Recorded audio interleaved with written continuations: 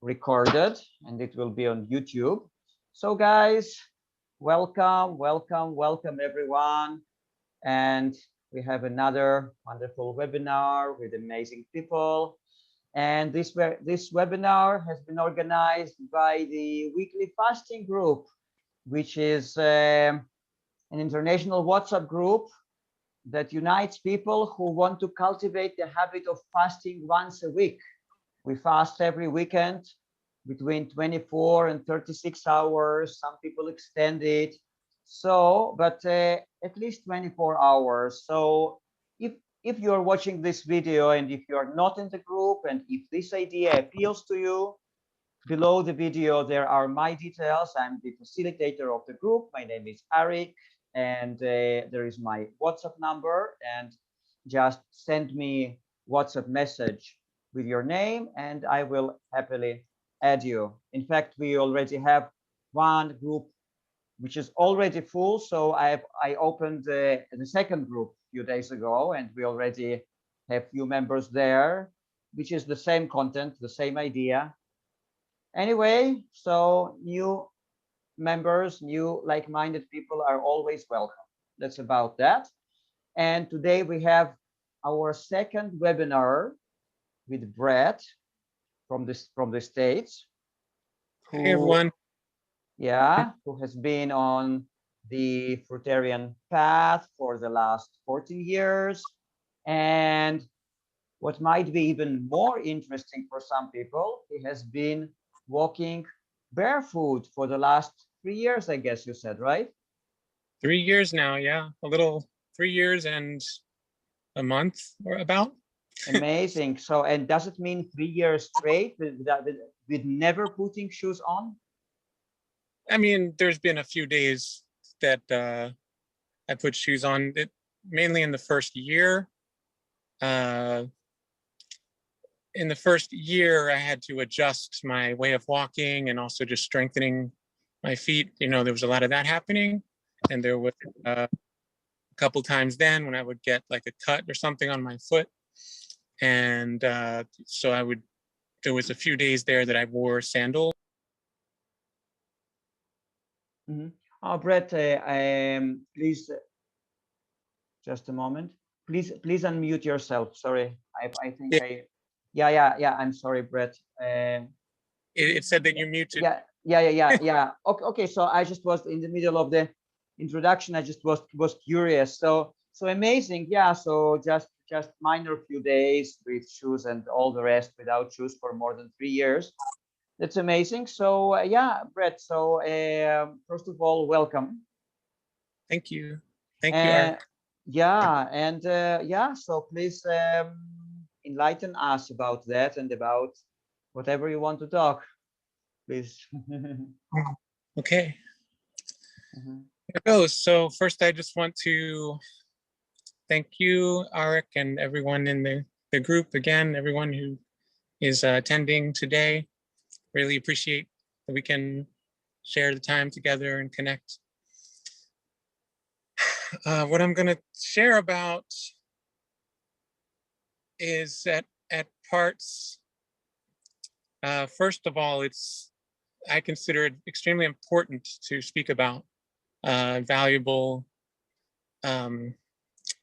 topic, something that is, yeah, just just extremely important. Parts of this story, parts of my story, we'll touch on some very difficult things to speak about, and you know, that's maybe why I haven't spoken about this stuff more often over the past 3 years. But I think it's worth doing. It's very worth doing because again, it's just very important, and you'll see why. So let's start at the beginning. I'm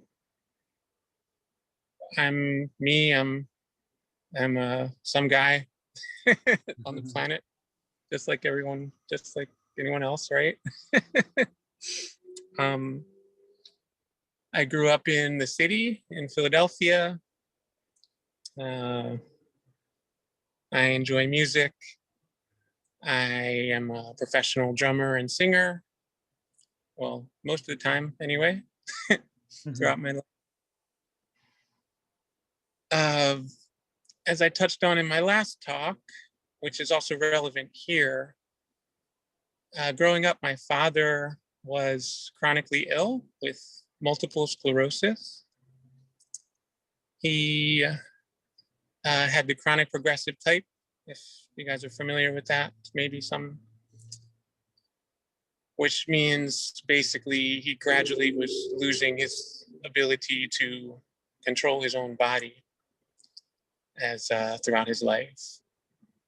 And I witnessed that. I witnessed his gradual decline and his sort of being taken advantage of by people that wanted to sell him various quote unquote remedies for that. And yeah, so when I was 24 years old, after living in a nursing home for 10 years, he passed on. And of course, that was both difficult and also inspiring in some ways. It inspired me to, I don't know if inspiring is the right word. It was, it benefited me in this way that I was moved to, you know, look into health and wellness, you know, really find out what are the real causes of sickness and health, right? So yeah, so I started looking into things pretty intensely. I told a lot of that story with regards to Fruitarianism and fasting last time. And just in general, I was looking for what's the real story here? You know, so many people trying to just sell each other things, and that's not all bad, but it can make it difficult sometimes to trust people, you know? It's like, well, what is this person trying to sell me? I'm sure that you guys can likely relate to that.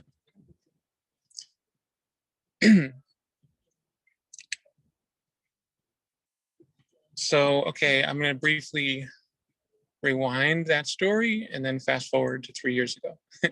So rewinding, I was a teenager and I spent 1 month in the woods, camping with some people and being barefoot the entire time. I didn't think of it too much at that point, just that's what some other people there were doing and it felt good. My feet got very strong throughout that 1 month time. I was able to walk for longer and longer distances on gravel roads and things like that. And I just noticed that my sense of well-being it's not, of course, only the barefooting. I was also spending time in nature outside of the city. But anyway, so that was really nice time I look back on. And then I went back to the city. And it was like, okay, you can't really keep on being barefoot. You're in the city now. People aren't barefoot here and it's dirty.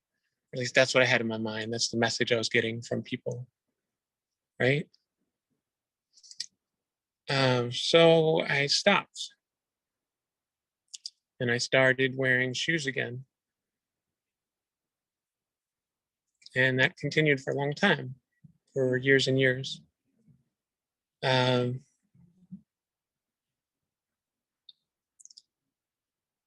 Something that I experienced that I think a lot of people experience. I used to like to go for long walks. I like to go for long walks.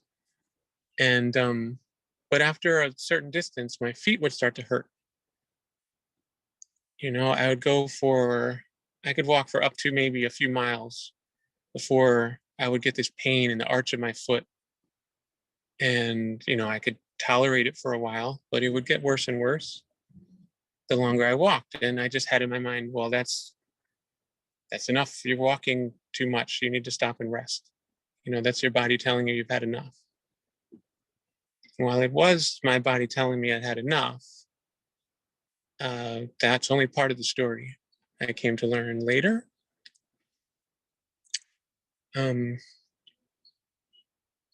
So fast forward to about 4 years ago, and I'm having a get together with my family, and my sister gives me a book, well-known book called Born to Run, that you guys some of you be familiar with. And the author of that book is talking about how he was an aspiring runner, and how, as is very, very common story, he got so far and then he started suffering injuries. And his body, so his doctor and so on, people told him that you can't, you just, you're not cut out for this, and so he stopped. And then a little while later, he's on vacation in Mexico. I forget the area of Mexico.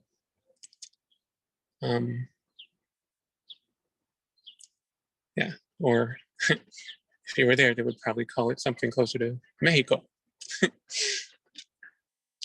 Anyhow, he's there and he discovers that there's this tribe of people that exist. They're called the Tarahumara or the Rara Muri. They call themselves the Rara Muri, which means the running people. And other people call them Tarahumara, so they carry both those titles. But they are able to run in a way that is far, far more advanced than he knew was possible, than I knew was possible. And he goes on to describe this. They run both barefoot and with these very minimalist sandals that they make out of car tires and leather. But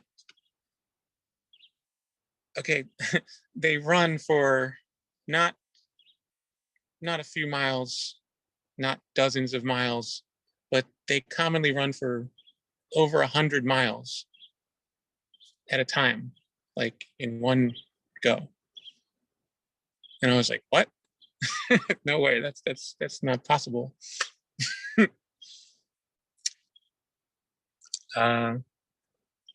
So yeah, I was pretty amazed by that and kept reading the book. So the book goes on to just explain how they are able to do that. It has a lot to do with it's just their culture and their habit.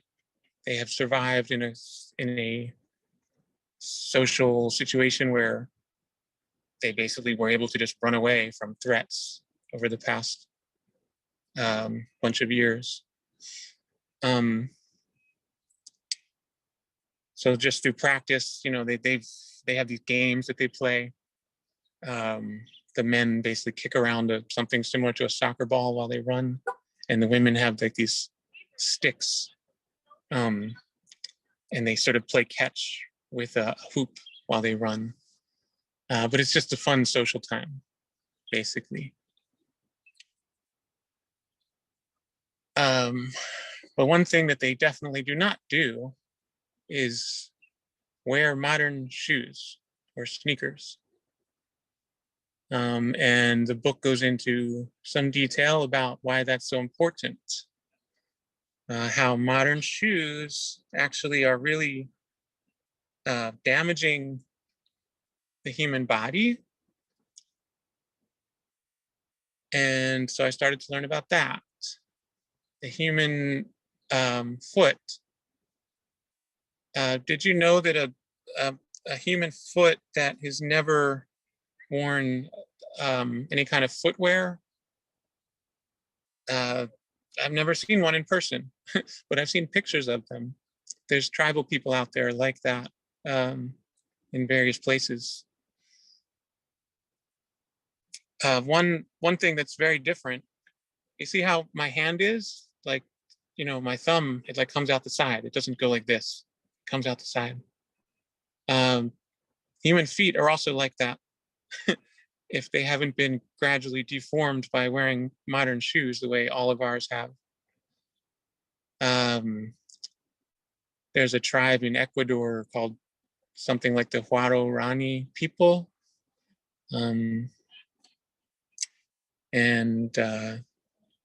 Yeah, they have feet like that. They use their toes to pick up things. And so I started to go through this whole process of thinking about that, thinking like, wow, so why are we all wearing these shoes then? You know, and it's a basic story of money and corruption. I didn't even have to do any further research yet. It's right in that book about how these, I don't want to advertise for them, but these big shoe companies, you know, they knew about these kinds of detrimental health aspects when they were coming out with their modern footwear over the past, well, especially the past few decades, but before that as well. They knew about it, but they, you know, they saw money. They saw that it was possible to make some money, and they went for that.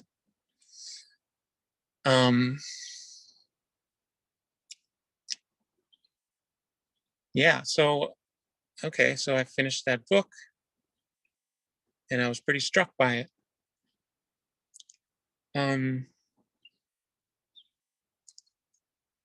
And I decided to start wearing some sandals that were more similar, basically inspired by the ones that the Tarahumara wear. And I'm a crafty person. I've built thousands of drums in my life and hats and different things. So I started working on figuring out how to make some sandals similar to theirs. Sandals that don't constrict our toes and make them gradually come together like in ways that is unnatural. And sandals that are flat, that don't raise their heel up. If you think about it, like if a person wears footwear that raises the heel beyond the rest of the foot, that's not really the way our bodies are designed to balance. So in order to compensate for that, we have to assume an unnatural posture. And I have learned that is actually largely the cause. That is largely the cause of various forms of chronic pain that is much too common amongst human beings these days. Everyone has, pretty much everyone, more and more as we get older, we start to have discomfort. I describe the discomfort in my foot, and I think that's pretty common among people. There's also discomfort in the knees and the hips and the back, causes people to be unable to run in these ways that the Tarahumara and other people on the planet are able to, without suffering injuries. So I'm wearing these sandals. I'm figuring out there's information in this book about how to do it, but it doesn't entirely tell you how. So I had to try and figure it out and do research online. And after a little while, I figured out how to make them. Car tire, I have to find a car tire that has no metal wires inside, and you cut that and you glue a piece of leather.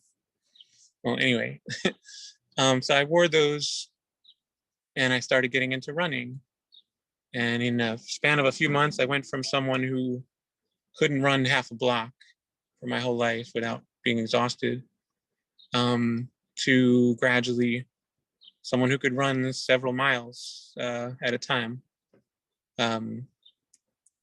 I made it up to 8 miles as of yet in my not really pushing very hard for distance abilities.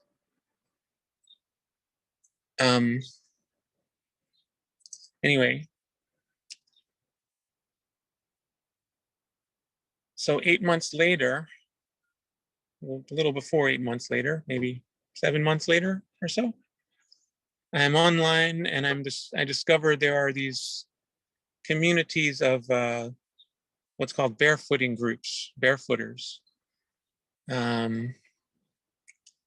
people that like to go barefoot.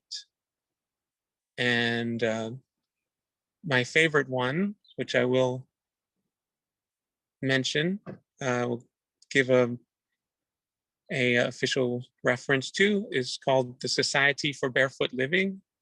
There's a lot of good information on their website, which I get nothing from, advertising for or anything, which is called barefooters.org. Barefooters.org. And anyway, so I'm online and I discover I'm looking at these groups, reading through different forums and stuff, and I noticed there's this one guy, Ben, who has been living in New York City and walking barefoot full time for like a while at that point, a year or more than a year. And he's telling his story about how he had been fighting this battle with his school that he attends, this university, in order, they were trying to stop him from being able to walk barefoot. He was there studying to be a physical therapist and all this stuff. And then I started thinking, I'm like, why can't I be barefoot in the city? People say it's dirty or whatever, but well, okay, we'll jump right to some of the FAQs about that, that's one of them. People say, well, it's dirty, especially in the city. They say it's dirty, right?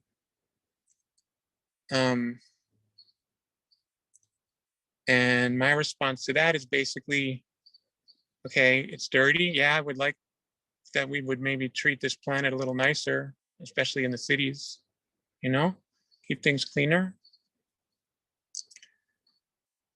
But it's still a lot cleaner, I think, to be barefoot than to wear these closed, these things that not only do they cause problems for our posture, as I was talking about, they cause problems for, they're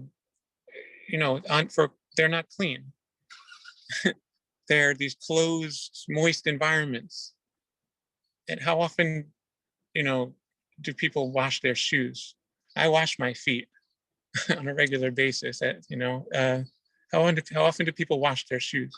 People that walk barefoot on a regular basis, and most people in those communities don't do it full time. Almost no one does, but they do it a lot more than other people.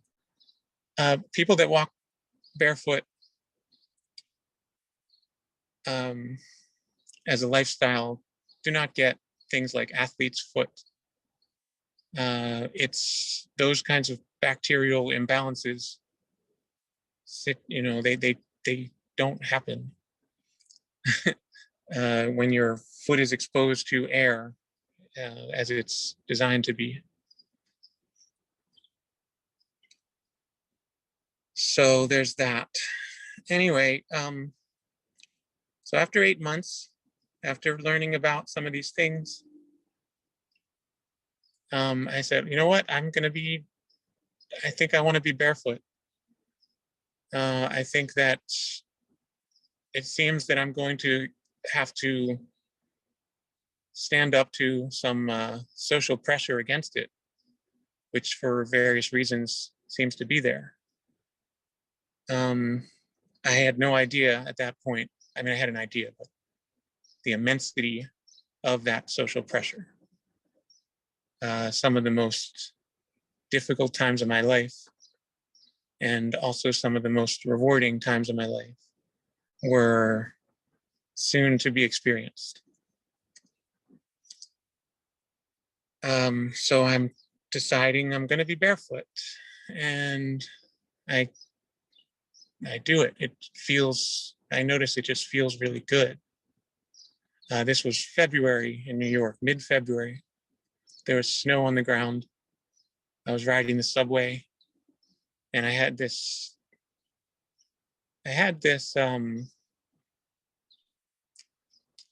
moment of clarity. And I left the subway and I took off my shoes. And I walked barefoot in the snow. And it felt so good.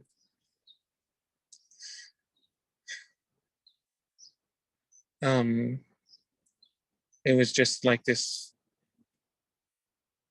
really wonderful moment.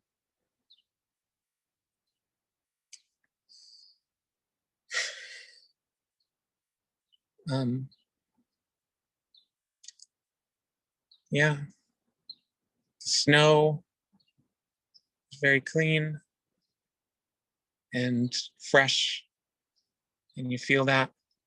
You feel the energy going through your body in a way that doesn't happen when we're wearing a piece of rubber, especially underneath our foot, which is, one of the main reasons that we use rubber is to block electrical flow.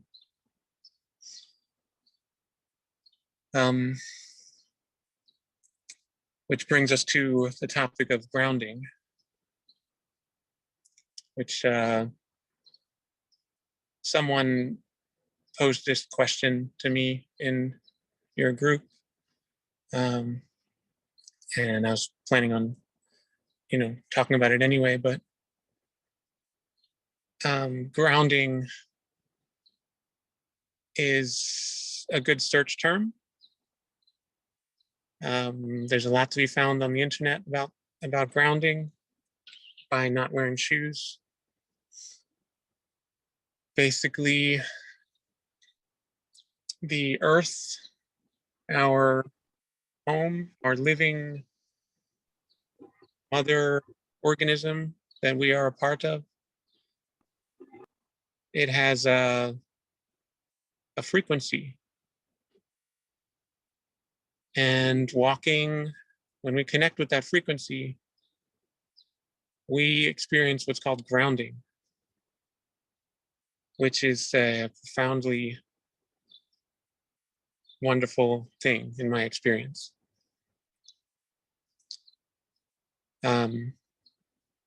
Especially, probably more so these days with all this electromagnetic pollution that we have around us.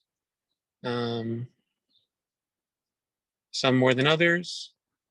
We have all these cell phones and things and that are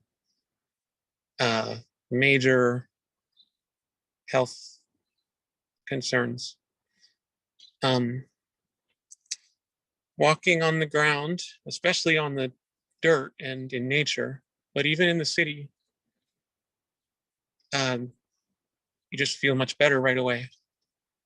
I can't, I could go on about that a lot, but, this talk is not going to be 3 days long.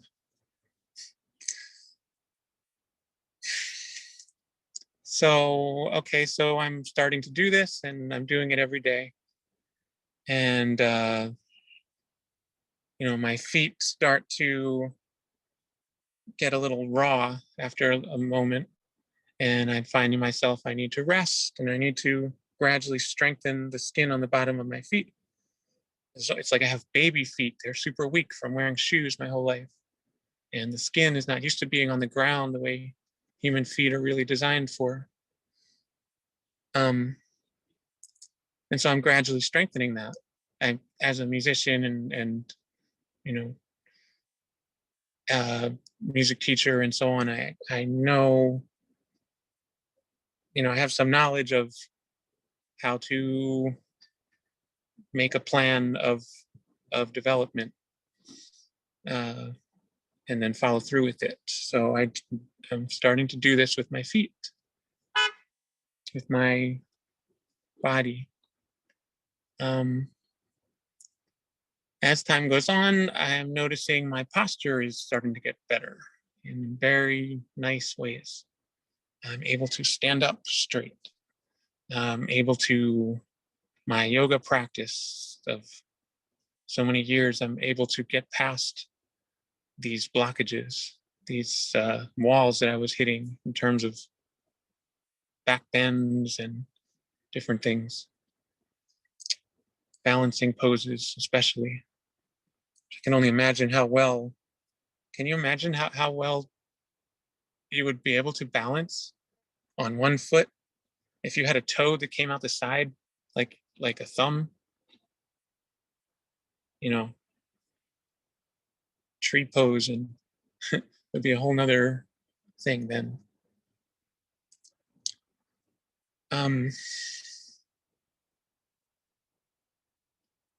So simultaneously, I am starting to be introduced to this very concerning issue. It's like, why don't more people do this? Especially given that there's this best-selling book that I was just talking about that so many people have read. I'm like, why aren't more people walking barefoot? I'm noticing that I'm going into some stores and being told that I'm not allowed to be in there. And there's people looking at me as if I'm not well, like I'm not wearing shoes because I can't afford them. A lot of people in New York, like a lot of people, like it's almost like people were just staring. And I wasn't, it's not almost like that. That's what it was. Every other person, about 50% of people, at least, would just stare. And they had no sense of like stopping that stare. That by itself was not anything I was very fond of. And sometimes I would give them looks back. I'd be like, I'd give them these, I went through all different phases with it. I'd give people kind of mean looks, like stop looking at me like that and stuff like that. And there was shops that would not let me in and tell me I had to leave. I learned through my online communities that there are defenses that people are starting to put into play against these things, which were practices that I had to start practicing. I had to start getting better and better at dealing with these things, which I've gotten much better since then. 3 years now. It's much easier now. But along the way, I had someone come up behind me and throw their soda at me. It's an assault. There's one shop and one grocery store owner or manager, employee. I went in there and he said, oh, you're going to have some shoes coming here. And this was about 1 year. Well, I'll come back to that one because that was the most difficult one. There was another time I was on a road trip, and I was traveling through, I was in Georgia. I was on the way back from Florida, and I went into a shop and I bought some food, and then I went back in afterwards. I was going to get something else, and the employee woman says, you have to leave. You can't be in here without shoes. And I said, well, may I discuss this with you? And she just sort of was really, really uncomfortable, and she wouldn't talk with me or anything. And I just kind of paused for a minute, and then she calls her boss and she tells her boss that I'm like refusing to leave. And I'm like, I'm not refusing to leave. I'm simply asking if I can discuss with you this issue. And then I left. But it's not pleasant. Can you imagine what that feels like when people start treating you this way? And then I came to find out that, well, I'll go back to the other story first, the other part of the story. So I arrived back in Philadelphia, my home, my place of birth. I had been living in New York for a bunch of years, but Philadelphia is where I'm from. And I went to this grocery store that I had grown up shopping in, a couple blocks away from my mom's house. And this guy says to me, you can't be in here without shoes. And I said, well, may I discuss this with you? And I'm starting to, at this point, this was a year into my full-time barefooting. And he says, you need some shoes. And I said, may I discuss this with you? I was, getting a little bit better at the some of the techniques that I've been taught for dealing with these kinds of encounters, and in order to work towards making a better world for other people. So anyway, this guy, he says, you need some shoes, and I said, may I talk with you about this for a minute? And he just basically just like, no, you have to leave. And I didn't like the way that was and what's happening. And so I decided to try this strategy of doing what some people successfully do, which is to pull out your cell phone and call the corporate office of whatever business you're in and ask them while you're in there, do you have a policy against barefooting? So I'm starting to do that. And this guy comes running at me. He comes running at me, physically running at me. And so I decided, oh, horn. Well, and aside, I ran out of the store. It wasn't at this point, I'm a somewhat experienced runner and a pretty balanced human as a barefooter that, it was pretty easy to physically run from him, but still, that got my adrenaline going, and I'm like, what is going on here? This is crazy. And then I turn around at the front door, and he's standing there at the front door, like this fuming, frustrated human being with whatever he's got inside of himself going on. And I just said, put my two hands up like this, and I just said, gently, calmly, I said, please, looking him right in the eye. And then he slams the door.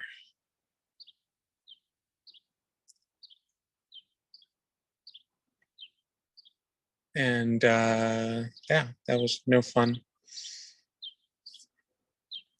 I came to find out that these signs that exist around the country, that in some shops, especially in certain places, in the South,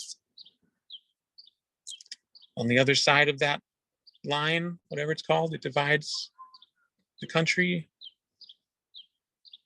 from north to south. Anyway, there are these signs that say no shoes, no shirt, no service. But there's no legal backing for that. There's zero legal backing. It's 100% legal in this entire country to be barefoot, thankfully.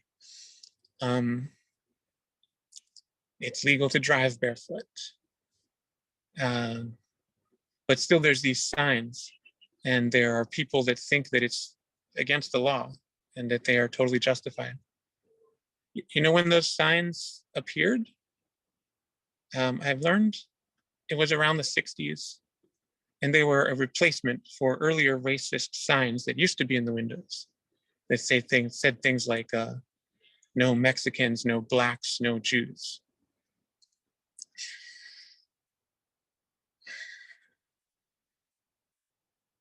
Anyhow,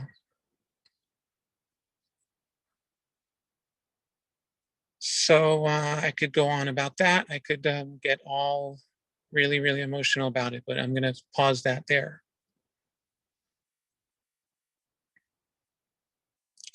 I'm going to, control my emotions a bit. Maybe it would be good for this video to make the point to go on and let the tears come out, but not right now.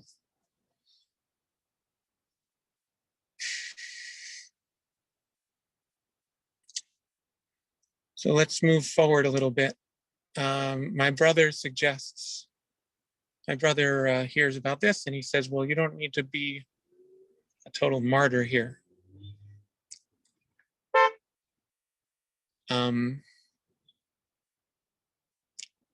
You don't need to be a martyr here. Maybe you want to make some sort of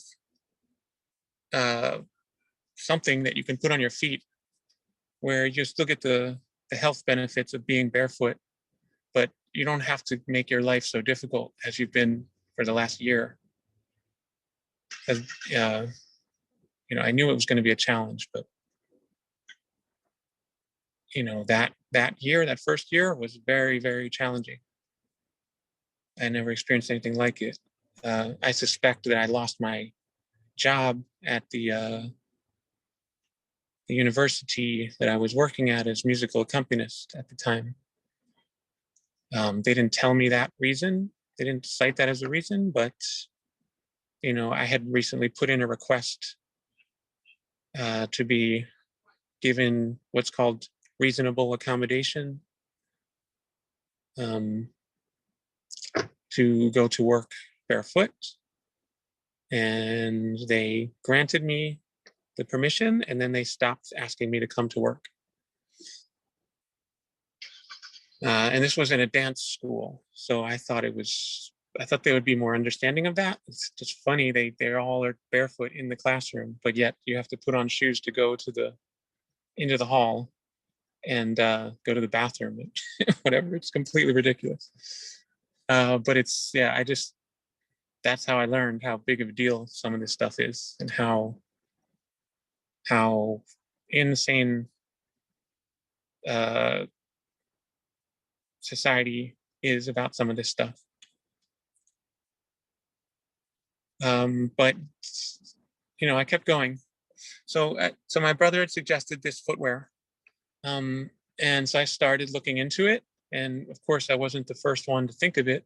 There was various designs online for these types of shoes, types of footwear. I've learned that the one subtle way around some of this red tape is to prefer the definition of shoe that is to be found, which is a covering for the foot. So I made my first design of a type of shoe. Well, first I tried to buy this type of shoe that someone was selling, but it didn't work very well for me. It covered the top of the foot, most of the top of the foot, but not the bottom of the foot. And you could still tell if you looked, what was going on.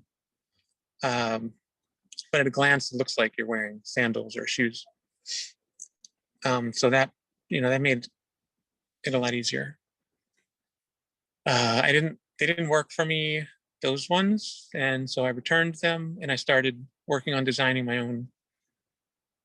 When that has evolved through time to what I currently wear, which is these. They are a piece of recycled leather, goes around the one toe, either the third toe or the second toe, second toe. And then they attach to a piece of string that goes around the back, ties a knot, and then comes around the front where there's a bow tied. And there's nothing on the bottom. There's, aside from this loop here that goes around the toe, nothing on the bottom. So they're as healthy as being barefoot. And they take the pressure off some. Well, really, I'd rather just not wear anything, but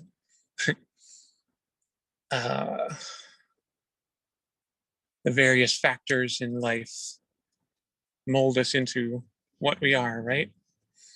Internally and externally.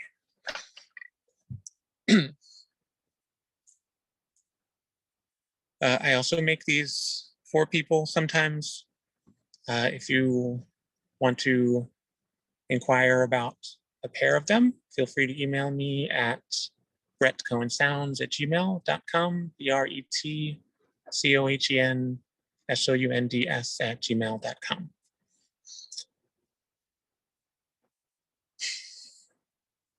Anyway, so now I'm starting to wear these shoes, and that helps take the pressure off. Please write the Gmail. Okay, yes. We can include that in the show notes later. Absolutely. It will be in the description below the video. Okay. Thank you, Arik. Okay, so let's see here. Arik, can you tell me how long I've been talking so far? It's been something like 50, around 50 minutes. We have unlimited time, so please, and it's super interesting and fascinating what you're saying. So please go on. Don't limit yourself. Okay, thank you.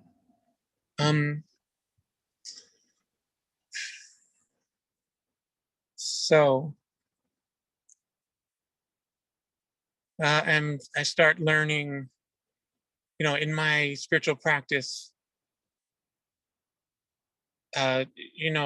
challenges in life, when something is difficult, that event is valuable. It is potentially, if we feel emotional upheaval, if we feel challenged by different things, including all of these events, that is a potentially, all these events that I've been talking about, that is potentially a bridge. It is a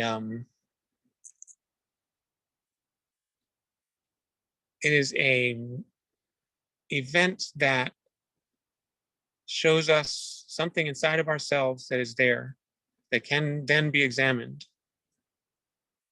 And if it wasn't for those events, we might not have had that opportunity. So in that sense, all of these difficult events are also wonderful blessings that I'm very appreciative of. You know, we go through life and we say, we experience challenges, and I think one of the most wonderful realizations that I ever had is this one, because once we come to know once we come to know this, we're much more empowered. It's no longer like if this person would only do this, and if only that person would not do that, then my life would be great. You know, then we come to realize, like, well, these events, not only are they opportunities for self-reflection that are presenting themselves,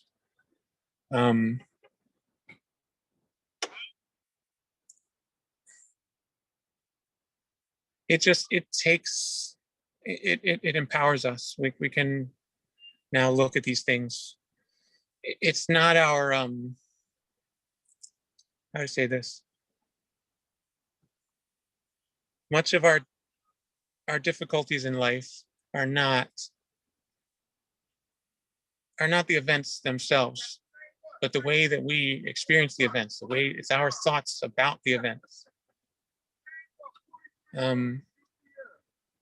Like two people driving and they both get cut off by someone, you know, turning the corner, right? And like one person gets all pissed off, like, oh, you know, someone gets all pissed off by that. And the other person doesn't, they're just wave it off. Oh, you know, they're not upset by it. And so therefore, if these two people are both experiencing the same event, but responding differently, then is it really the event itself that is causing their response? Or is it something else? So, you know, these kinds of things are, I think, are in my experience, some of the most important. We're on our own journey in life. It's maybe this is something that you've known for a long time, or maybe it's as significant to you also. But to me, it's you know, this stuff is very much about doing these kinds of practices. You know, as time goes on, now I've gradually gotten to a point where I can walk into a shop and I get more and more sort of Jedi masterish about it. You know, if someone says, "Excuse me, sir," but the other day, I walked into was one shop and I heard, "Excuse me, sir." I'm like, "Oh, there's this again," you know, and I didn't get all like frustrated and just full of unstable energy inside of myself. It's generally the person coming up to you, to the barefooter, they're not going to understand why you're so upset. They don't know what you've been going through all this time, or whatever it is. The person who is unusual for whatever reason, or especially a person who is unusual in a way that is officially, it's considered by society, it's okay to discriminate against that person. Anyway, they came up. This woman comes up to me and says, "Excuse me, sir, you have to wear shoes to be in here." And I said, "Oh, these are shoes. You don't like my shoes?" You know, and I said it with a whole different tone of voice, and it's like she didn't know what to do. You know, and I just walked up to her slowly, calmly. I said, "May I show you my cards, my self-defense cards? And hopefully this won't take a lot of time because I don't have a lot of time. And I have these two cards that I've printed out that are available online for people like myself to defend themselves in situations like this. One of them is a legal card that just states my legal rights and there's, you know, what the laws actually are. And the other one is just more of a general statement about barefooting. And then I'll sometimes point out to people, as I just described, these are shoes. The definition of shoes is covering for the foot. And so there you go. Usually doesn't, there may be in there when I'm still leave. And then I just leave. It's like, oh, okay, I'm not following your dress code.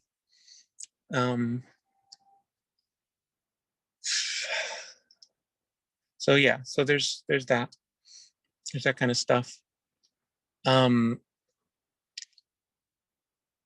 Yeah. As time has gone on, my posture, my overall strength is just so much better. So much. I mean, I'm sitting right now and it's not so easy to stand. I would show you guys my posture is just much better. But you just have to take my word for it. It's far, far better than it used to be. I can walk. I haven't been running lately. I would have to run. I was helping a friend in Maryland for a while and it was cold. So I haven't been running, but I can walk nowadays basically as long as I want to. I sometimes will walk from early morning until the evening time without stopping for more than a moment. And my feet never hurt. I have developed a completely different way of walking, which is what needs to happen when we, it's like if you learn to play drums with sticks and then you want to learn to play hand drums, it's a very different instrument that needs to be learned. Of course, some things are the same, but so it's been a profound change. And I hope that moving forward, that the world may start to be more accepting. The world is more accepting of people being barefoot in some places, but not in any of the places that I live. And that I have visited through the last 3 years: New York City, Maryland, Philadelphia, and Florida. Interestingly, I was surprised. I thought Florida would be a little bit more easygoing because it's warm there, but no. Down Florida and Georgia is actually some of the more difficult run-ins I've had with people. And the easiest place that I found was I visited a friend in Vermont, which is north. It's all the way the northern end of the U.S. If you don't know, it's which is a much colder climate year round. But yeah, I visited there during that first year, not even wearing my bottomless shoes. And yeah, I just felt much less pressure. A lot of people would just walk and not even notice or think anything of it. That was very nice.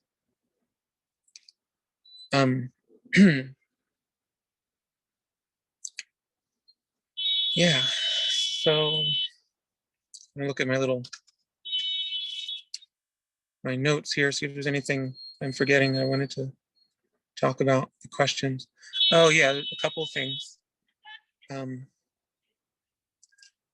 So we touched a lot on the social aspects and the various social aspects.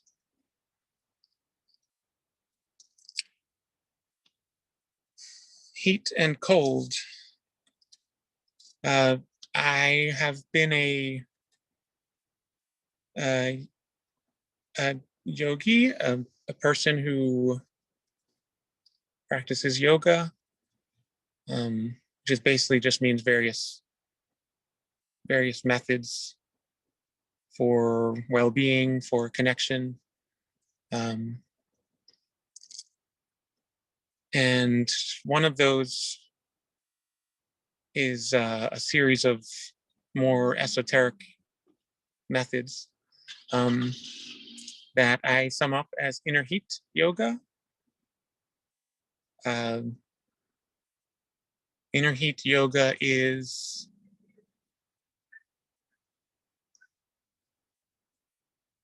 techniques for being more in control of the body's thermostat, being able to turn up the heat and up the cooling more so than is common around here. There are people out there that are more advanced than me that, you know, there's these Tibetan monks, for example, that they have these annual these competitions with each other where they sit in the snow naked and see who can melt like a bigger circle around their body. And there's different examples of this kind of thing around the world that I've been practicing and sort of fusing into my own version of it all for a bunch of years before the barefooting. So when people sometimes I have spent 2 plus a fraction of 1 winters barefooting in the winter in New York, which can go down. I have walked barefoot in temperatures as low as 8 degrees Fahrenheit at the coldest, personally. One of the people that helped me with developing these abilities, someone that reached out to me, I was on the internet, said that he's been full-time barefooting in Canada for over 20 years, where it goes down to as low as -4 degrees Fahrenheit. I'm sorry, I don't know the conversion into Celsius. But anyway, and then he likes to help other people that are on a similar path. Really nice guy. His name was Brandon. I was going to try to invite him to this webinar today, but I didn't get to do that. Anyway, he explained to me about this tribe of people similar to the Tarahumara, the Mexican tribe that I mentioned. There's another tribe of people called the Seri, spelled S-E-R-I, Seri something, S-E-R-I, in the Gulf of California in Mexico.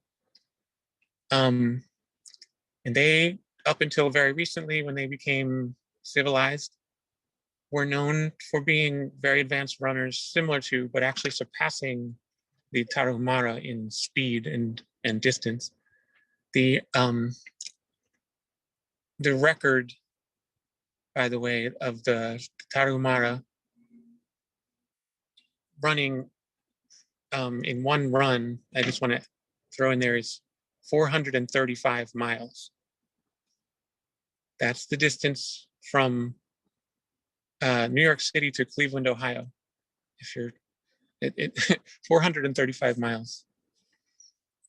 Anyway, so he's telling me about the Seri and how they were known for running faster, or just, we don't have to compare people, but they ran faster even than the Tarahumara. They generally were more in the desert and I guess more along the coast. They had something that was called a Seri boot, which is basically a thick callus that they developed on the bottoms of their feet and on the tops of their feet and all the way up to their knees. The purpose of this callus or boot was to withstand heat and thorns. They were known for running in hot sand up to 180 degrees Fahrenheit. They could do that. And running through thorny bush as well. That's why, up to the knee. And he said to me, I'm showing you this, and I want to tell you that it's also possible in the other direction of being in the cold. And that you basically just have to be in the cold as it starts to get cold each year. Just go outside for at least a half hour, and your body will acclimate through time. You know, like developing a muscle, developing whatever skill. And that made sense to me, and that's what I did. On top of my various other techniques, there are meditations, visualization techniques that relate that are part of my practice for not only existing in the cold, but now walking barefoot in the cold. And I will add, actually, in my experience, it's easier. It became easier to do this since I started barefooting. My feet, you know, people say, "Oh, aren't your feet cold? Aren't your feet cold?" But I honestly have said to a bunch of people, they used to be a lot colder when I used to wear shoes. I used to wear regular type shoes because I didn't have as good circulation then. It's always has been and still is my hands that are the hardest part to keep warm when I'm in the cold. And anyway, yeah, I still end up having to hide from the cold weather in order to practice my music and things. So I tend to prefer the warmer climates more recently, but for a couple of years there, I was like Mr. Tough Guy. I'm like, let me see how strong I can be in developing these things. As a yoga teacher and health coach and things, that's one of the things that I offer as well. You know, so if anyone listening is wanting to ask me about that, you're welcome to email me about it, and I'm happy to offer guidance.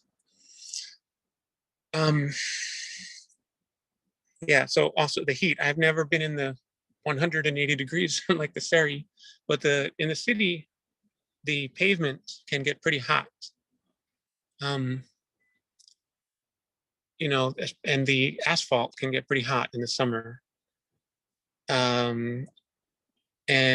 But you can similarly acclimate your body to that. It can be used also actually, you know, gradually expose the bottoms of your feet to more and more heat, and that actually encourages more callus to form, which can, you know, some barefooters want more callus because it's good. It's makes your feet strong. You can, you know, basically it's the callus as well as the just learning how to walk the way the human body is really designed, as I see it. Those are the skills, you know, that come up, that are to be developed for a person that maybe wants to live. Obviously, that's not what a lot of people want to do right now, and that's fine. But those are the abilities that are to be developed. It's the developing the callus and just learning how to walk. You know, learning how to feel the ground as you walk. If you feel something sharp, something that potentially was going to cut you, you don't walk into it. You know, some people say, "Oh, I could never do that because, you know, it's what about glass and what about this and that?" And I'm like, yeah, well, that I cut myself, as I mentioned, a couple times when I first started in the first year, but not anymore. It doesn't happen, never. It's like when you're walking and you see a tree, do you walk into the tree or do you walk around the tree? You know, walk around the tree. Okay, so that's that. There was a question. There was a question also. When I spoke about grounding, I think someone in your group read grounding, and they were thinking grounding more in a general sense. You know, which I will address that. That's not really the type of grounding that I meant. I meant more, as I explained, I meant more the physical, energetic, electromagnetic type of grounding that relates, but it's all connected. It grounds the energies. It gives us an experience spiritually and so on. Other techniques for that type of spiritual grounding that was being asked that I do. I mean, meditation. Meditation is a word that means so many different things. And with the age of the internet that we're in, and the age of abundance of information, it's almost meaningless in a sense, because 10 people you ask, they give you 10 different answers about what it means. But what I mean by meditation,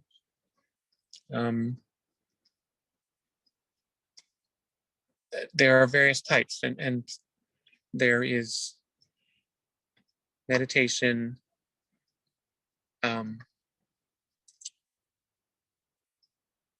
There are grounding types of meditation. Finding a point of focus. I'll just briefly, touch on that. Finding a point of focus, whether it's observing your own breath, going in, going out, and fixing the mind on that, and gradually,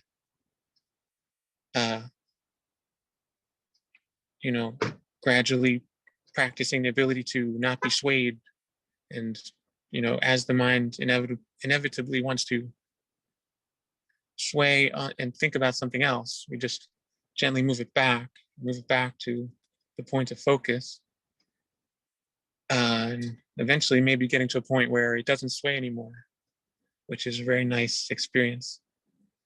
Very peaceful. It's, because we're so much of us, definitely myself included, it can be challenged by, like, there's just so much to think about, so much to do, and try to figure this out and that out. And, it can be nice to take a break from that, or maybe even get to a point where we, only we say, well, I have things I need to think about, situations that need to be resolved, and plans that need to be made. But I'm gonna spend 5 minutes a day not doing that, or practicing not doing that.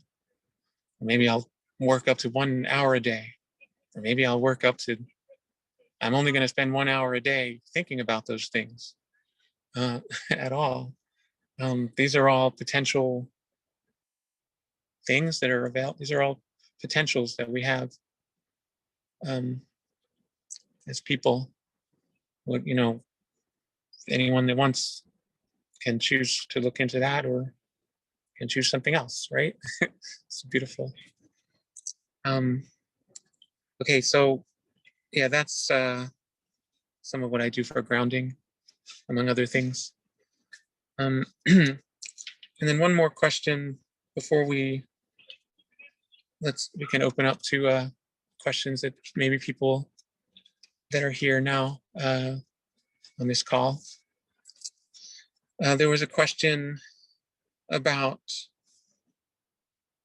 putting your feet in water. I'm not sure if it was a question or if it was just someone sharing, this is what I do, that I think is nice.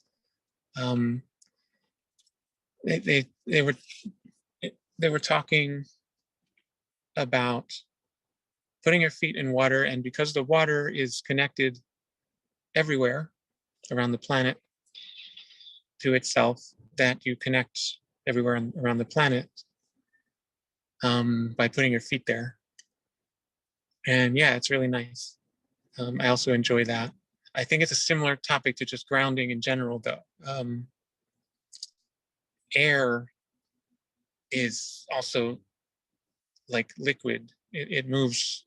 It's basically a less dense form of water. Water is about four or five times, I think, heavier, denser than air. But other than that, it behaves pretty similarly. There's a movie that a friend of mine recommended to me a while ago. It's really good, called it's a French film. It's called La Belle Verte. La Belle Verte, which is in English would be something like the beautiful green, or the green beautiful, the beautiful green things, something. Anyway, there was this advanced humanoid race that basically was existing in a time that's about 2,000 years beyond when they had experienced a time that's kind of like ours, where people used to fight each other and have machines that polluted the air, and they had moved on to a time that to me was really nice. They were very in tune, able to communicate telepathically with each other. They all lived outdoors in these nomadic tribes that walked on the earth, and everything was green, plants everywhere. But they sometimes would visit Earth and try to help us along our journey that we're in. And so this one woman volunteered to visit Earth, and she goes to Earth, and she notices that she's not able to telepathically communicate with her home planet because of, I guess, the electromagnetic pollution that we have here was blocking it. So what she did was she went and she would put her feet in water, and that's how she was able to get a better connection. So I just wanted to mention that. I thought it was nice, and it relates to this question. You also mentioned sitting at the foot of a tree and sitting barefoot at the foot of a tree and connecting with the tree and the roots. And yes, I also very much enjoy doing that. Some people even will sit and lean against a tree that's kind of inclined, like 70 degrees back, and sleep and or meditate that way. I have yet to develop the ability to sleep sitting up, but I think that would be a nice thing to be able to do. Okay, thanks for listening, and let's open up to some comments, questions. Okay, so first of all, thank you very, very much, Bret. It was fascinating, so inspiring and interesting. We have a question from Ravi on the chat here. He says, "Hi, Bret. Just wanted to ask a question. I have been practicing grounding since a year. I've heard that it's not good to walk on grass because it may lead to energy drain. Is it true? I walk on soil and rocks. Kindly explain." Hi, Ravi, right? Ravi. Hi, Ravi. Thanks for the Yes, it's Ravi. I've been practicing grounding since a year, Bret. It's nice to hear from you. I hope I'm not interrupting the session. No, you're adding to it. Yeah. Thank you, Arik. Of course. Good to see you. Of course. Namaste. Namaste. So, two queries here, my dear Bret. I've been practicing grounding. I walk for an hour on the soil and sometimes on the rocks. So two things here. The first thing is I heard that the energy gets drained when we walk on the wet surface. Sometimes, particularly in the monsoons, the place I live, it's very foggy here. So when the surface is wet, they say that the electrical charge which the body emits, so the energy, the cosmic energy which we absorb through various practices, it gets drained. That's the first thing I heard. And the second thing, grass being a living being, which again absorbs the cosmic energy from the sun. So because we are solar beings as well, so when we walk on the grass, I heard that the energy gets drained here. So this is the second query which I have. So kindly please share your experience and your valuable insights. Thank you. Thanks for, thanks Welcome. for, yeah, please go ahead. Welcome. Yeah, it's good to hear your voice. I can feel your heart. I have not had the experience that walking on the grass is draining at all. I carry the value of ahimsa, of peaceful living, nonviolence,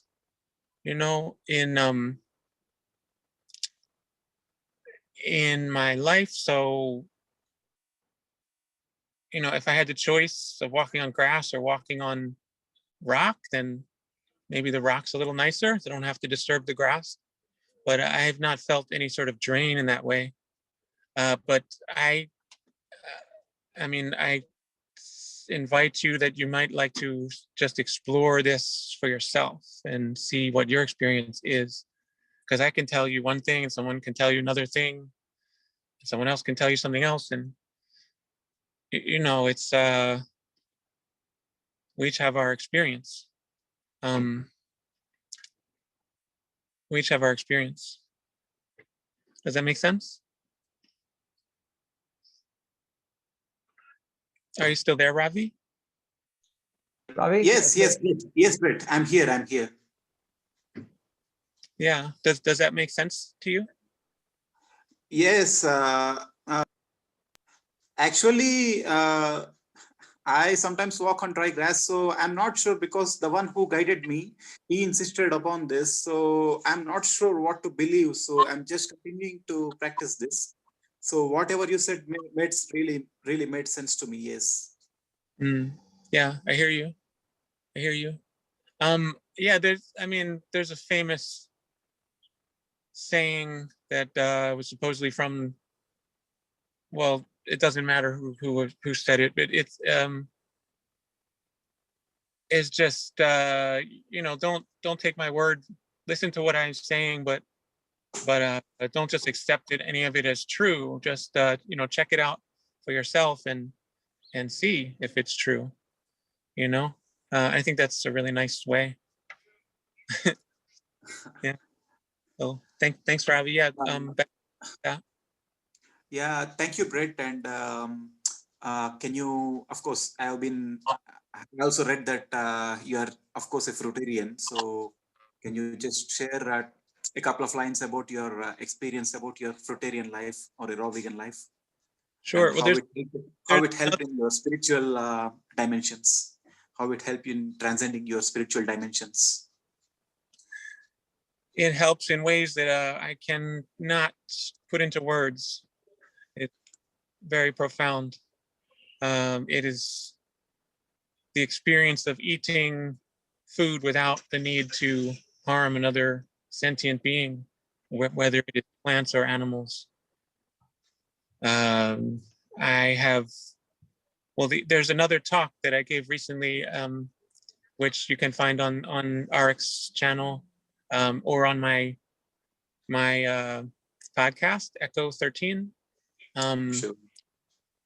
where I go very extensively into this. But yeah, to me, that's the main thing. That's the number one thing, is the ethical side of it. But also just on a level of personal health. For a person that for whatever reason might not have find the same kind of meaning in what I just said. There's also levels of personal health, which are huge. Fruit is made to be food. It's maybe the only thing that is made to be food for us, as opposed to us taking it and making it food, but it really was designed for another purpose. So it's in the plant's best interest to make that a good quality food for us. And that way, traditionally we can help it. We can help the plant to spread its seed around, which is, sort of the job that humans and other seed spreading type animals have done, fruit bats and so on. So it's a good quality food. How is it a good quality food for us? Well, anyone that eats 100% fruit for at least a month will have firsthand experience to know, beyond what anyone else claims. But I can tell you my experience.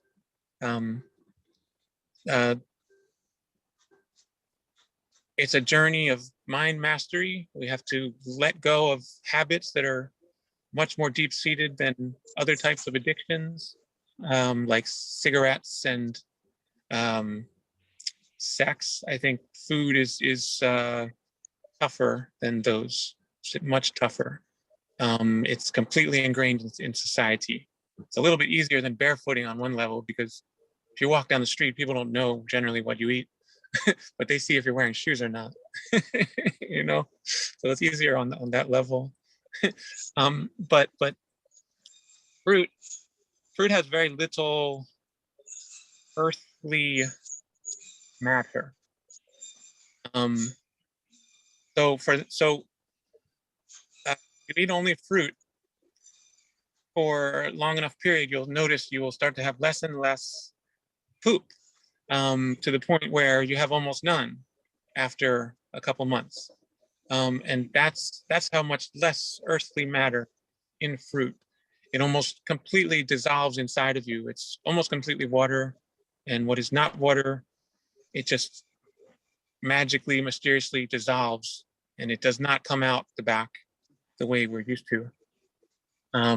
I've never personally gone yet more than 3.5 months eating 100% fruit without any slip up. That's where I'm at in my journey, with the mental mastery. I imagine, if and when I get to a point when I could go longer than that, I might go from only needing to poop once every few days to like once every couple of weeks, or once a month, or not even ever. That might happen from eating fruit, from eating only fruit. And that's real. That's something that I can tell you I have experienced myself. It's not something that I've heard people claim, and just read about. And that's, just imagine how much easier of a time your body is having that way. And I'll just say one other thing. Another thing that happens is you lose completely any offensive odor in the body, and also any offensive odor in anything that comes from the body. It all just smells sweet, like fruit, and like human, human smells. But they're not like, you can literally like poop and it doesn't smell bad at all after a while, after the body gets clean enough. So yeah, that's some of it. It's a huge topic, and I invite you to, if you're curious about it, it's a really, really great thing to look into, if that's what you want for yourself. Yeah. Thank you. Love and blessings. Love him. Thank you, Mr. Arik Bhai. Love you a lot. Thanks for organizing this. Thank you so much, and it's my pleasure to serve. Lots of love. Thank you. Thank you so much. Okay, Devendri, you want to ask a question? Yes, I just want, thank you, Arik. Thank you, Brother Bright. My Om pleasure. Shanti. And I just want to add that we need to listen to our body. Each one is unique in the earth, even for fasting, even for walking barefoot. Just to reply to Brother Ravi also, because I used to walk on grass every morning, very often, I would say, mainly when I'm fasting, and early morning when the grass is wet, and I can feel the energy for the whole day. No need to have food, nothing. So I do think that each one of us need to listen to the need of our own body. And also, experience is very difficult to put in words. I understand your reply.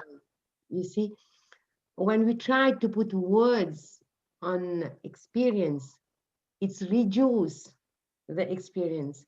You know, in every aspect of life, even for the fasting, you know, soft dry fasting or liquid fasting or whatever fasting, we just need to be in harmony with our body also and listen, taking into consideration our age, our pathologies, what is really our need. And we must do it with our heart, not just only with our intellect. Mm. I don't know what do you think about it, Brother Brett. It is very, very interesting what you're talking about, the barefoot. And I just want to ask you, since you have started walking barefoot, have you realized that the energy level in your body has been increasing, and the frequencies and your frequencies with another individuals has been improving? That is my question about the frequency of your own body and the vibration of other people who are Mm. not barefoot walker. Thank you. Thank you. How do I say your name? Is Davendri? Devendri, yes. Davendri. Yes, thank you. I really agree strongly and appreciate what you're sharing about listening to the self, listening to ourselves and our bodies and entire selves. Yeah, thank you. Yeah, about the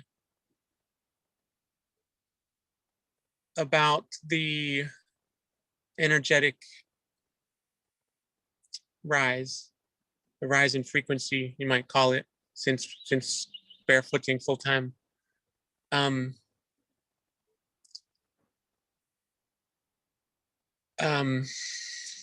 it's I guess it's a two-sided answer, because where I live, most people don't go barefoot, and as I was describing, there's a huge social challenge around it, associated with it, that I've had to discover and go through. Thank you, Saraswati. I'm reading your message. So on the one hand, yes, my frequency has gone up. It's just been a huge help on my journey and with the things that I'm working towards. You know, I just enjoy life. It's just, life is so much better barefoot in my experience. You know, You are right, it's true. yeah, you agree. Yeah. I love your smile. The and but then on the other hand, it's just with all the social pressure to wear shoes where I live, it's almost like they clash with each other, you know, these two aspects of my experience, because it can be so much sometimes. Like, you know, yesterday I was dealing with some of the more difficult sides of this whole experience, and I had a moment of just not even wanting to give this talk today. You know, I was like, I don't know if I'm really, you know, maybe just don't do it right now. You don't have to. But it's important. It's an important thing to share about, and it can help people, and so we should do it, you know. So yeah, I don't know if that really answers your question very well, but that's some of kind of the, you know, I guess the thoughts that come up around it. Yeah. Does that, how is that for a response? Yes, I think that it is a big challenge for you to deal with people when you are not the same as all the society is telling about barefoot. Why I'm telling you this? Because when I walk in the forest, I used to remove my shoes, you know, on mountain top, and people laugh at me, and they say, "Oh, what do you think? You're walking in the sea?" So I don't care about it. And on a mountain, people used to wear very big shoes, you know, mountain shoes. Yeah. Yeah, the mountain boots, very heavy. But when I am on top of mountain, I used to remove even small shoes, and mainly during summer. So that's why I was asking you. People must laugh at you or take you for someone who is not common. Yeah, you get all things that a lot of people are looking at you as if you're doing it, as I mentioned, because you're not well, and that's some energy to like deal with, because it's just, that's what they're putting out, and you feel that, or I feel that. You know, they're directing that energy. It must have been really nice to, how high of a mountain did you climb? I have yet to climb a very high mountain and be barefoot, only about 2,000 feet. I don't know how many meters that is, 800 meters or so, 700 meters. Something like Yeah. that, yeah. I used to go every during summer or during spring, or 2,300 feet. Okay. And yeah, very high level. And we are planning to go for a walk also, nearly 70 kilometers, something like this, and then just walking in the month of May. Nice. So, no, I'm very fond of nature. And you know, when you go to some trees and then you embrace them and then you hug the trees and then you ask them for some energy, it's very, very inspiring on a frequencies level, on a very high level of vibration. It so is. Trees are some very advanced beings. They're yeah. We have our experience of it. There's not too much to say, right? But I recently learned that rice has a lot more genes than humans.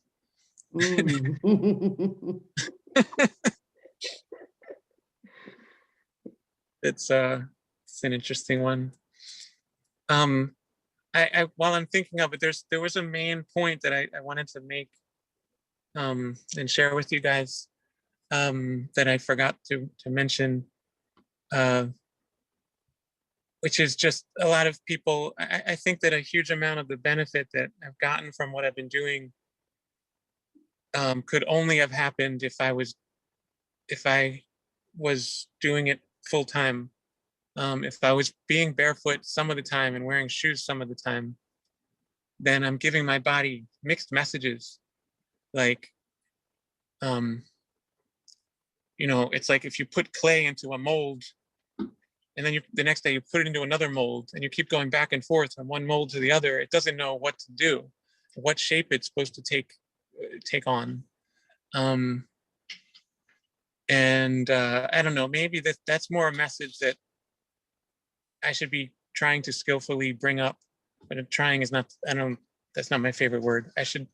That I would like to skillfully bring up more in communities of where people are walking barefoot. But anyway, it's something I've thought about. Yeah, so Dave and G, yeah, that's awesome that you've climbed these high mountains. That's something I want to do a lot more.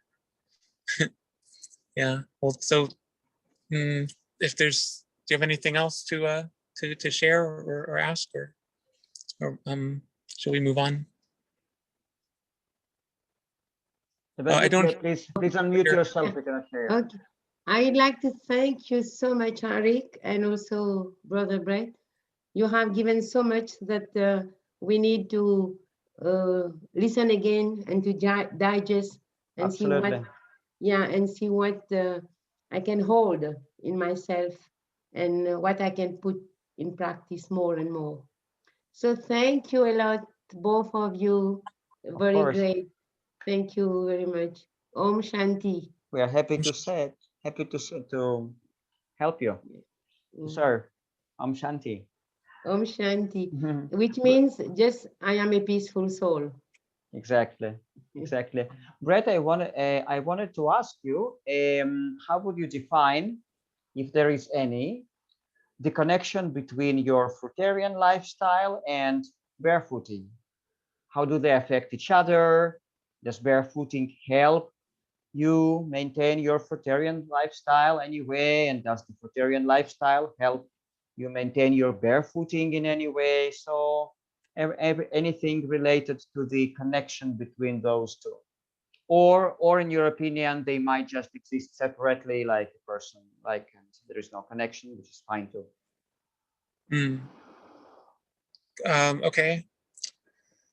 How should I respond to that? I can say they certainly affect each other. I don't often think of them as in that way. They're just things that I do that have meaning to me. They, I mean, Mango Wadsak, who is a Fruitarian activist and author, is also a full-time barefooter. So when after being on the Fruitarian path for some years and then getting into barefooting, I said, oh, you know, Mango's been doing that for a while. You know, I thought about that. I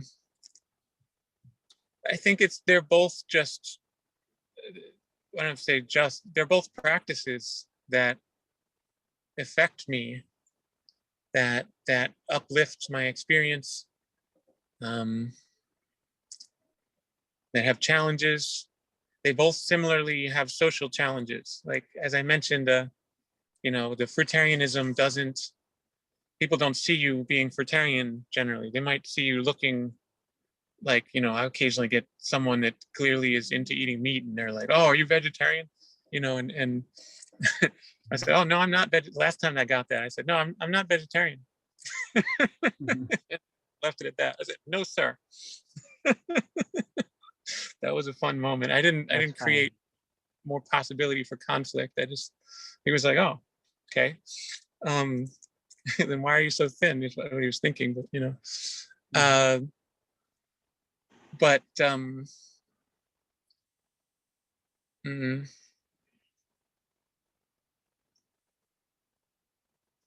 Yeah, they're both just part of who I am, things that hold meaning for me.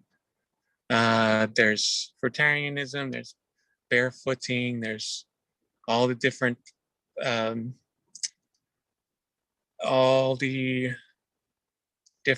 you know, limbs of yoga, the breathing, the you know, the ethical practices, and internally and externally.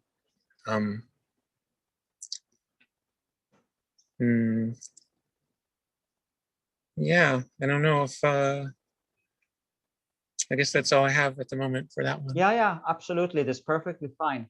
And my next question is about if you have noticed any relation between being barefoot and fasting, because you have done those extensive fasting days while doing cascade fasting and maybe some other. So did you notice any connection in terms of physical energy, in terms of mental balance, things like that?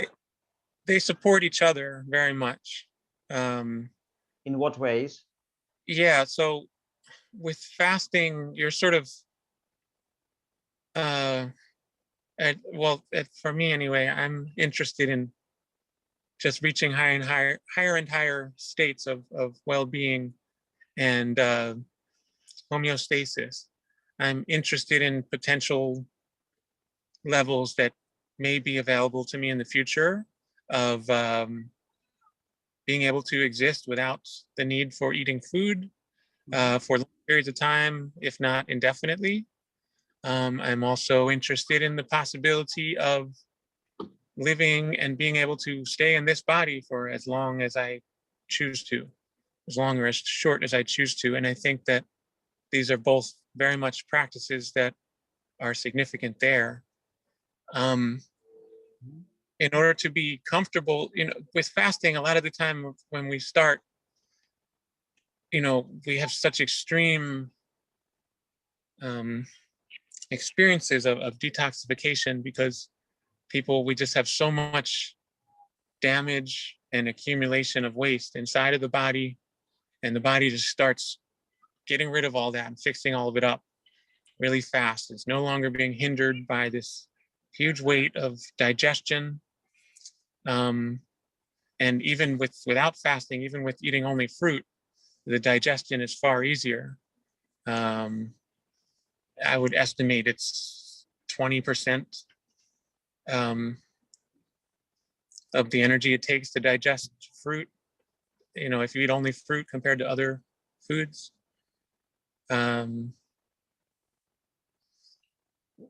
Yeah, and so when fasting, but a person eventually gets to a point where they've cleaned up a lot of that, and they've cleaned up most of it, and fasting is no longer such a physical challenge, and then it's like a practice. We get to where it's just easier and easier.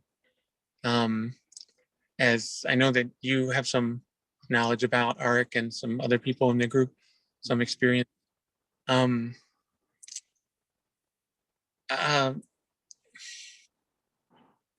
So the Fruitarianism helps make it easier to fast, very much so, in these ways.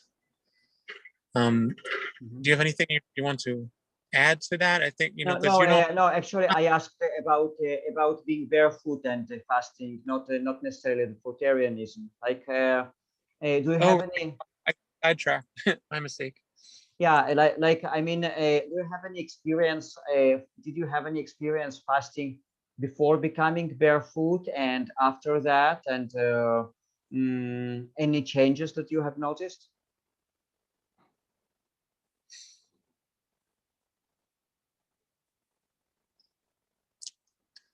Helping to make overall progress.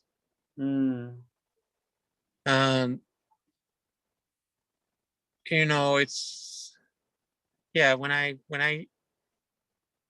barefoot and I'm eating fruit and then I go on a fast, I look and feel much younger. Officially, I'll be 42, in a few days. And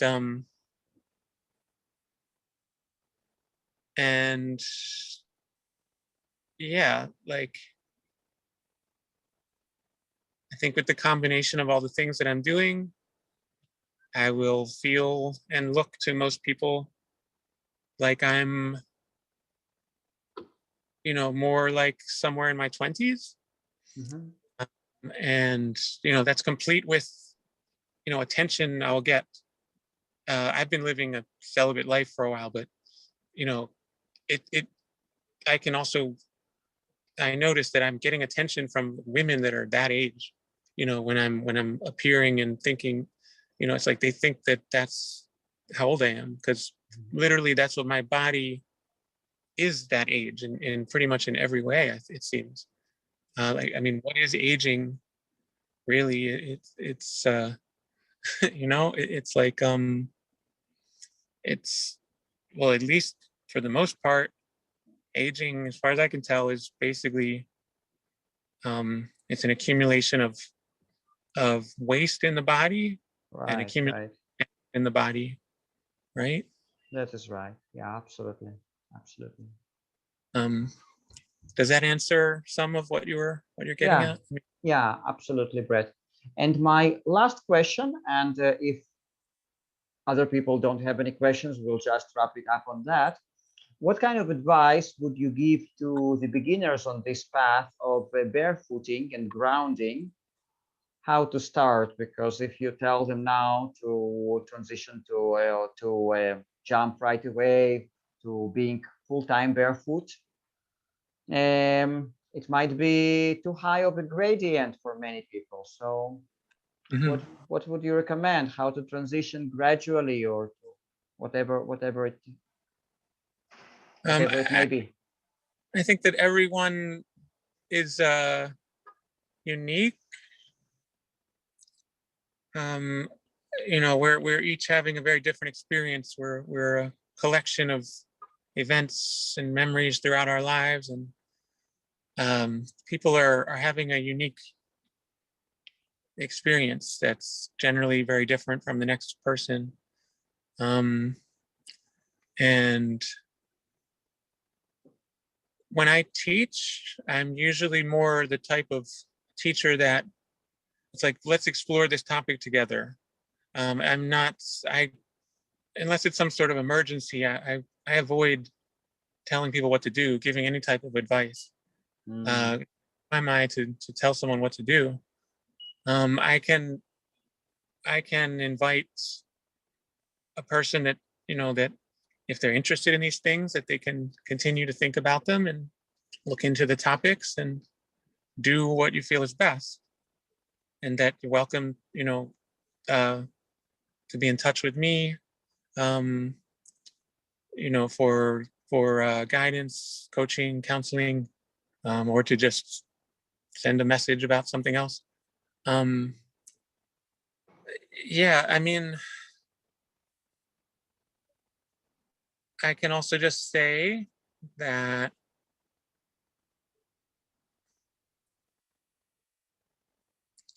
I think for me, it's in life, it's largely about just finding harmony. What can I do to bring more harmony into my life, into this situation that I find myself in whatever way. So in terms of barefooting, I mean, yeah, if you want to go through the kinds of physical and otherwise transformations that I have described, that I've gone through with barefooting, then I think, yeah, it's necessary to go barefoot full time all the time, because otherwise we're giving the mixed messages to the body about what shape it's going to take. But I'm not going to tell anyone to do that, not by any means. I think it would, you know, people can think about what I'm saying. If someone is moved to go full-time barefoot and they find some benefit from what I'm sharing, then I think that's amazing and wonderful. But it's your life, it's your experience, and you can choose it. And you know, I believe in freedom and I promote it. I think that I am free, and I think that you're free. Beautiful. So, yeah, that's beautiful. Yeah, we could put maybe below the video in the description, we can put few of the references, such as the site that you mentioned of this barefoot movement. If you have any other references for the people who are interested in that, just to get more information, to absorb more knowledge about this phenomena. Yes, yeah, absolutely. yeah, well, we can message each other after about that. Absolutely, absolutely. Guys, so does anyone else have any more questions for Bret?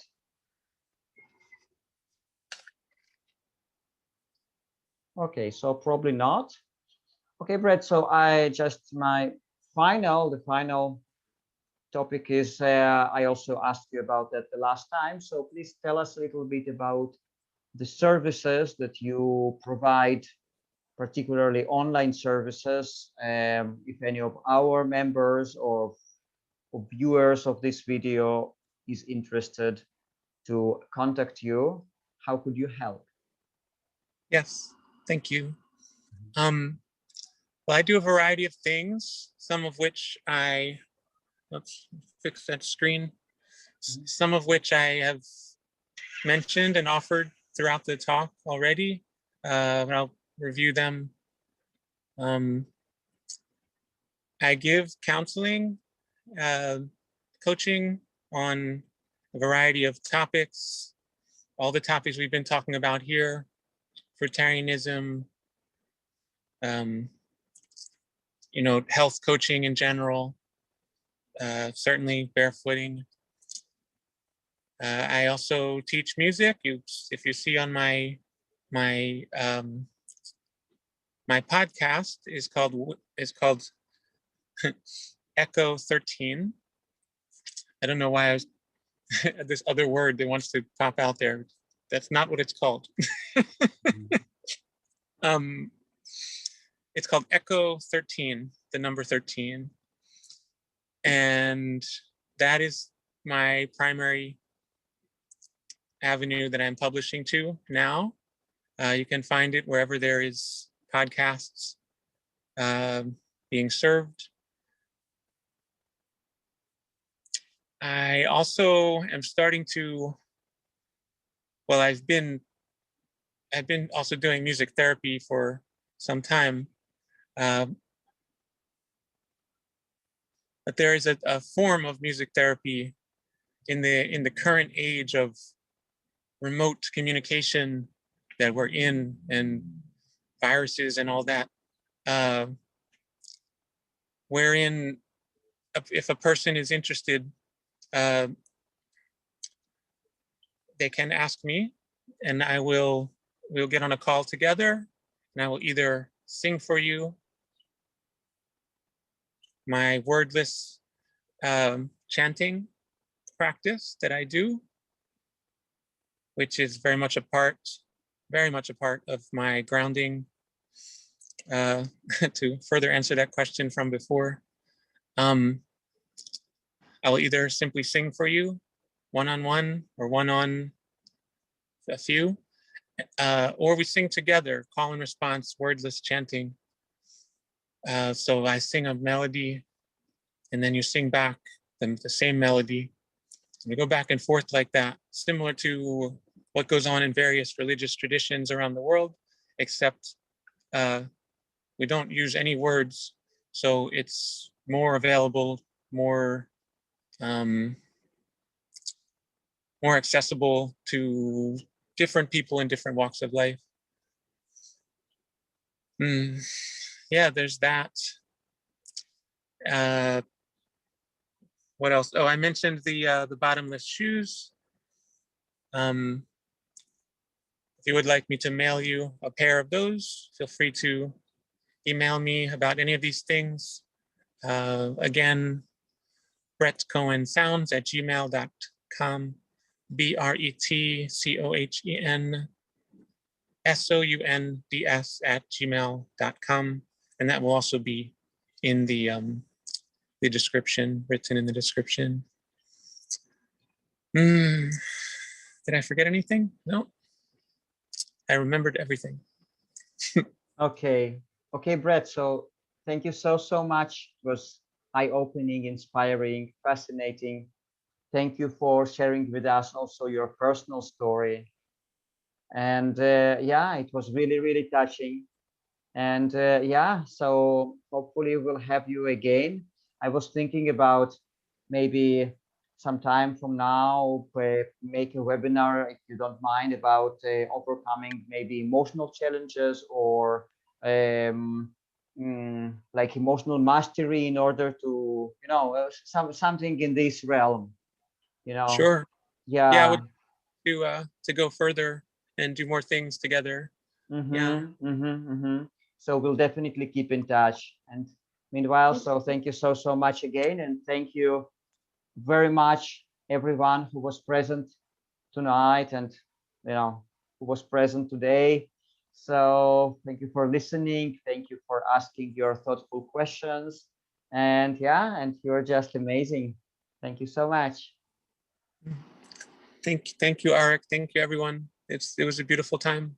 Yeah, thank you so much. Bye bye. Bye bye, everyone. Bye.